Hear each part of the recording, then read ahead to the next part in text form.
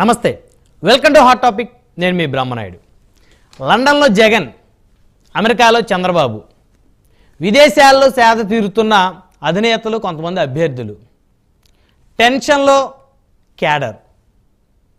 మొత్తానికి జూన్ 4న నేతల భవితవ్యం వెల్లడి కానుంది.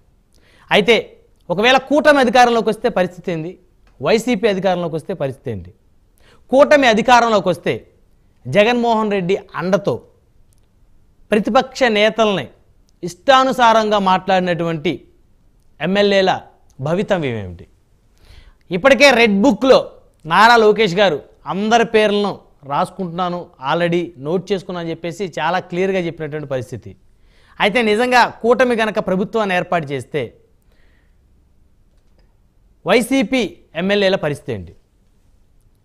కొడాల నాని పొద్దున్న లేస్తే చంద్రబాబు గారిని, అదేవిధంగా లోకేష్ గారిని ఇష్టానుసారంగా బూతులతో విరుచుకుపడేటువంటి నేత వల్లభనేని వంశీ, సాక్షాత్తు నారా లోకేష్ జననం మీదే అభ్యంతరకర వ్యాఖ్యలు చేసి రాష్ట్ర వ్యాప్తంగా ఆరోపణలు ఎదుర్కొన్న నేత. ఇలా చెప్పుకుంటూ పోతే ఎంతోమంది.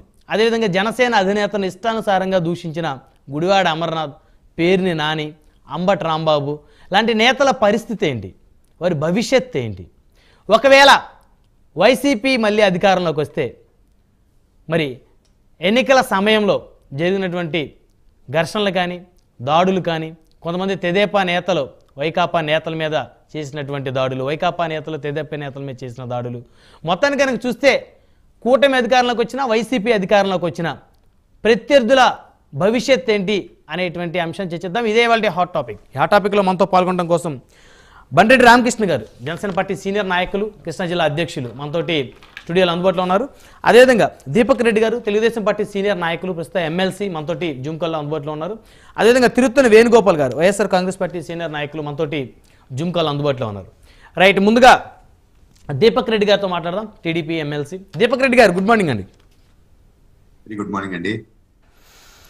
సో మొత్తానికి విదేశాల్లో అధినేతలు, అదేవిధంగా ఇతర రాష్ట్రాల్లో కొంతమంది పోటీ చేసిన అభ్యర్థులు, రాష్ట్రంలో క్యాడర్లో మాత్రం టెన్షన్ వాతావరణం. ఒకవేళ కూటమి అధికారంలోకి వస్తే పరిస్థితి ఏంటి దీపక్ రెడ్డి గారు? అంటే వైసీపీ ఇప్పటివరకు అధికారంలో ఉంది, బహుశా పెద్దగా వాళ్ళు ఇంకా ప్రతిపక్ష నేతల మీద పెద్దగా వాళ్ళు పోరాటం చేయాల్సిన అవసరం లేదు, చర్యలు తీసుకోవాల్సిన అవసరం లేదు. ఆల్రెడీ గత 5 సంవత్సరాల నుంచి కూడా అనేక ఒత్తిళ్లు, ఇబ్బందులు ప్రతిపక్షాలు ఎదుర్కొన్నాయి. సో కూటమి అధికారంలోకి వస్తే పరిస్థితి ఏంటి? వెరీ గుడ్ మార్నింగ్ మరొకసారి అందరికండి. బ్రహ్మనాయుడు గారు అయితే జర్నలిస్ట్ ధర్మం ప్రకారం కూటమి అధికారంలోకి వస్తే పరిస్థితి ఏంటి అని అంటుండారు. మా అందరికి మాత్రము 1% కూడా డౌట్ అనేది లేదండి. ఖచ్చితంగా కూటమి అధికారంలోకి రాబోతా ఉంది. ప్రధానమంత్రి గారు కూడా ఇంతకు ముందు మీటింగ్ లో చెప్పడం జరిగింది. మాకుండే రిపోర్ట్స్ ప్రకారము మంచి మెజారిటీతో డబుల్ ఇంజిన్ సర్కార్ ఆంధ్ర రాష్ట్రానికి రాబోతా ఉంది. సో ఖచ్చితంగా మంచి రోజులు మన ముందు కనపడుతున్నాయని చెప్పి నేను భావిస్తున్నాను. కానీ ఈ టాపిక్ లోకి వచ్చే ముందు ఒక అంశము, ముఖ్యమంత్రి గారు లండన్ ట్రిప్ గురించి ఒక మాట మాట్లాడి తర్వాత నేను ఈ టాపిక్ లోకి రావాలనుకుంటున్నానండి. ముఖ్యమంత్రి గారు ఈ రోజు లండన్ ట్రిప్ కు పోయింది పర్సనల్ గా పోయినారు అని చెప్పి క్లియర్ గా కోర్టులో ఇచ్చిన అఫిడవిట్ ప్రకారం తెలుస్తా ఉంది. కానీ ఆ ఎక్స్పెండిచర్, తీసుకోబోయిన గవర్నమెంట్ ఆఫీసర్స్, ఇవన్నీ ప్రజల పైన అన్ని కోట్లు రుద్దటం ఎంతవరకు కరెక్ట్? కొందరు ఏమంటున్నారంటే ఆ ట్రిప్ కేవలం ఒక లండన్ కే కాదు, అట ఆఫ్ షోర్ అకౌంట్స్ గురించి లండన్ లో బ్యాంకర్స్ తో మాట్లాడి అటు నుంచి స్విట్జర్లాండ్ పోయి ఆ స్విస్ అకౌంట్స్ లో కూడా ఈయన దోచేసిన డబ్బులన్నీ జాగ్రత్త పరుచుకునే దానికి పోయినారు అని కొందరు అంటున్నారు. కొందరేమో మెడిసిన్స్ కోసము పోయినారు అని కొందరు అంటున్నారు. సో నాకైతే వాస్తవం తెలీదు. కానీ ఒకటి మాత్రము, ఆంధ్ర రాష్ట్ర పరిస్థితి మాత్రము మీరు చూస్తే, కమింగ్ బ్యాక్, నేను కూడా ఎక్కడికో వెకేషన్ పోవాలనుకుంటే మా అధినేత రిజల్ట్స్ వచ్చేదాకా ఎవరు వెకేషన్ తీసుకోవద్దు, అందరూ ఈడే ఆ వార్ రూమ్ లో యాక్టివ్ గా ఉండండి అని చెప్పిన దానివల్ల నా ప్రోగ్రామ్ క్యాన్సిల్ చేసుకుని ఉండటం జరిగింది. ఖచ్చితంగా మీరు చూస్తే గత ఎలక్షన్స్ 2019 ఎలక్షన్స్ అయిపోగానే పల్లనాడు ఏరియాలోనే ఏ విధంగా ఎన్నో కుటుంబాల గ్రామాలు వదిలిపెట్టి కొన్ని నెలలు బయట ఉండే పరిస్థితి వచ్చింది. సో ఈ 5 సంవత్సరాల్లో వీళ్ళు చేసిన అరాజకాలు, వీళ్ళు మాట్లాడిన మాటలు, వీళ్ళు చేసిన దౌర్జన్యాలు మా కార్యకర్తల మనసుల్లో ఫ్రెష్ గా ఇంకా అట్టే ఉందండి. లోకేష్ గారితో పాటు పాదయాత్రలో నేను పోతున్నప్పుడు అనేక గ్రామాల్లో మా కార్యకర్తలు వచ్చి మమ్మల్ని ఈ విధంగా ఇబ్బంది పెట్టినారు, మమ్మల్ని ఈ విధంగా మా ఆస్తుల్ని ధ్వంసం చేశారు, మా కుటుంబాల్ని ఇబ్బందులు పెట్టినారు, మమ్మల్ని జైళ్ళల్లో పెట్టించినారు, అక్రమ కేసులు పెట్టి మమ్మల్ని మా మీద దాడులు చేశారని చెప్పి కొన్ని వందలాది ఇన్సిడెంట్స్ రావటం జరిగింది. సో ఈ బాధపడిన కార్యకర్తలందరూ రెండు ఉన్నాయి వాళ్ళ మనసులో. ఒకటి, మన రాజ్యాంగము మనం కాపాడుకోవాలా, మన రాష్ట్రాన్ని మనం కాపాడుకోవాలా. రెండోది, ఈ తప్పు చేసిన వాళ్ళకి శిక్ష వచ్చే విధంగా మనము రాబోయే రోజుల్లో చేయాలా. ఈ రెండు అంశాలతోనే వాళ్ళు మనోధైర్యంతో ముందుకు సాగుతా వచ్చినారు. సో ఖచ్చితంగా రేపు రాబోయే రోజుల్లో చంద్రబాబు నాయుడు గారు జగన్మోహన్ రెడ్డి గారు రెచ్చగొట్టినట్టు రెచ్చగొట్టిపోయి దాడులు చేయండి అని చెప్పి మనస్తత్వమైన మనిషి కాకపోయినా గానీ కార్యకర్తల్లో ఉండే బాధ దాన్ని మాత్రం ఎవరు తొలగించలేరు. ఎందుకంటే అనుభవించింది వాళ్ళు. బ్రహ్మనాయుడు గారు ఒక మాట నేను చెప్తాను, ఎప్పుడన్నా పొలిటికల్ రైవలరీ ఉండొచ్చు, కానీ వీళ్ళు ఎంత నీచంగా చేశారు అని అంటే, ఈ ఒక గ్రామ స్థాయి అయినా, మండల స్థాయి అయినా, లేకపోతే ఒక నియోజకవర్గ స్థాయి నాయకుడు ఆయన ఏ విధంగా బతుకుతాడు, ఆయన ఏ విధంగా తిండి తింటాడు, ఆ కుటుంబాన్ని ఏ విధంగా పోషిస్తాడు చూసుకొని ఆ రెవెన్యూ రానియకుండా, ఆ ఆదాయం రానియకుండా, ఆర్థికంగా కూడా మూలాలు దెబ్బతీస్తూ సర్వ కష్టాలు పెడతా వచ్చినారు. అంటే ఆ మనిషి కుటుంబాన్ని కూడా చూసుకోలేకుండా ఊరొదిలి వెళ్ళిపోవాలి బతుకు తెరువు కొరకు అనే విధంగా వీళ్ళు చేసిన పని ఇవన్నీ ఎవరన్నా మర్చిపోతారా అండి? ఇది రాక్షస ఆనందం పొందతా మేము ఈ విధంగా ఇబ్బంది పెడతా ఉన్నాము అని చెప్పి వాళ్ళు చేసుకుంటా వచ్చినారు. వైఎస్ఆర్ పార్టీకి సంబంధించిన స్పోక్స్ పర్సన్స్ ఎవరు ఇది ఒప్పుకోరు. కానీ కొన్నిసార్లు జీవితంలో రాజకీయాల్ని పక్కన పెట్టి వాస్తవాలకు దగ్గరగా రావాలి.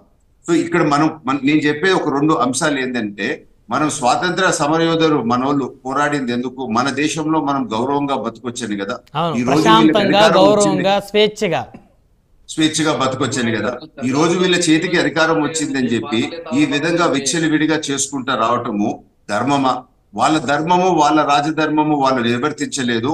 కేవలము ఇది మా అధికారం 30 సంవత్సరాలని కలలుగా అంటున్నది. ఈ రోజు కేవలం 5 సంవత్సరాల్లో ఆ కళలన్నీ గాలికి ఎట్టుపోయినాయో మనం చూస్తున్నాం. నేను లైవ్ ఉన్నాను బ్రహ్మనాయుడు గారు, పోలింగ్ రోజు తాడిపత్రిలో ఏజెంట్ రకంగా నేను తిరుగుతా ఉంటే బూత్ టు బూత్ ప్రతి 20 నిమిషాలు వాళ్ళు మా మీద దాడి చేస్తా వచ్చినారు. కానీ తిరిగి పెద్దారెడ్డి నెక్స్ట్ రోజు ప్రెస్ మీట్ పెట్టి టీడీపీ వాళ్ళు మా మీద చేసినారని రుజువులతో సహా ఉన్నాయండి. ప్రతి 20 నిమిషాలు ఆ దాడి జరిగినప్పుడు నేను ఫోటో ఎస్పీకి, డిఐజీకి, ఎలక్షన్ కమిషన్ కి నేను పెట్టున్నాను. సివిజిల్ యాప్ లో కూడా మేము అప్లోడ్ చేసినాము. సో ఇంతకన్నా రుజువులు అయితే మీకు అవసరం లేదు కదా, కంటికి కనపడుతున్నాయి కదా. కానీ తిరిగి ఆ విధంగా మాట్లాడతా ప్రజల్ని మభ్య పెడతా ఈ 5 సంవత్సరాలు వీళ్ళు గడిపేశారు. కానీ ప్రజలు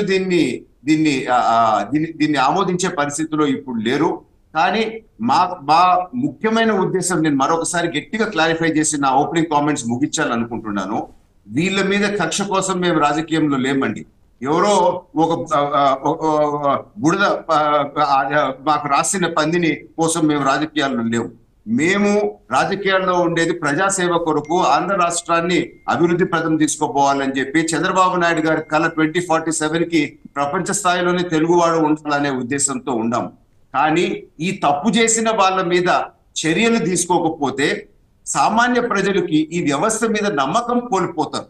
సో రేపనే రోజు రాజకీయాల్లో ఒక కేస్ స్టడీ రకంగా మీరు తప్పు చేస్తే 5 సంవత్సరాలు కానీ 6 సంవత్సరాలు కానీ మీ తప్పుకి మీరు బాధ్యులు, దాని మీద మీరు పనిష్మెంట్ అనుభవించాలా అని ఇది ఒక కేస్ స్టడీ రకంగా భారతదేశ రాజకీయాల్లో ఇది మిగిలిపోద్ది అని చెప్పి. మొత్తానికి అంటే వ్యక్తిగతంగా కక్ష తీర్చుకునే ధోరణే ఉండదు తెలుగుదేశం కానీ జనసేన బీజేపీ కూటమికి ఏ ఒక్కరి మీద కూడా. ఇప్పుడు చూడండి, అంటే నాకు డౌట్ ఉంది దీపక్ రెడ్డి గారు, రెడ్ బుక్ ఉంది కదా, నారా లోకేష్ గారి దగ్గర రెడ్ బుక్ ఉంది కదా, దాంట్లో అందరి పేర్లు నోట్ చేసే ఉన్నారు. మరి నోట్ చేసి ఏం చేస్తారు వారిని? మీరు అద్భుతమైన ప్రశ్న అడిగినారు. ఎందుకంటే ఇటువంటి ప్రశ్న అడిగితేనే వాస్తవాలు బయటకు వస్తాయి. లోకేష్ గారు కూడా, చంద్రబాబు నాయుడు గారు కూడా ఎప్పుడు మా కార్యకర్తలు, నాయకులు ఖచ్చితంగా మాట్లాడుతుంటారు కక్ష అని చెప్పి నొప్పుకుంటా, ఎందుకంటే వాళ్ళు అనుభవించినారు కనుక. సో మా అధినేత చంద్రబాబు నాయుడు గారు అయితే ఏముంది, లోకేష్ గారు అయితే ఏముంది, మా కక్ష రాజకీయం కాదు, మాది డెవలప్మెంట్ ఎజెండా, రాష్ట్రాన్ని ముందుకు తీసుకోబోయే ఎజెండా.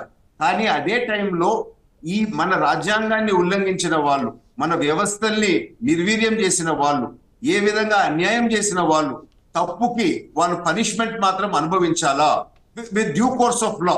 ఒక ఒక ఒక ఒక లీగల్ ఒక కమిటీ వేయబడుతుంది, అన్ని రివ్యూ చేస్తారు. తప్పు ఎక్కడెక్కడ ఉందో వాళ్ళని ఖచ్చితంగా జైలుకి పంపించే బాధ్యత అయితే మేము తీసుకుంటాం. రైట్. సో ఈ విధంగా సిస్టమాటిక్ గా అందరు పారదర్శకంగా చూసే విధంగా ముందుకు పోబోతున్నాము. ఈ తప్పులు చేసిన వాళ్ళందరూ జైలుకు పోయేది ఖచ్చితము. ఈ చీడ పురుగుల్ని ఈ వ్యవస్థ నుంచి వేరేసి ఒక కొత్త విధానంతో ముందుకు పోవాలా అని చెప్పే ప్రయత్నం మాత్రం జరగబోతుందని చెప్పి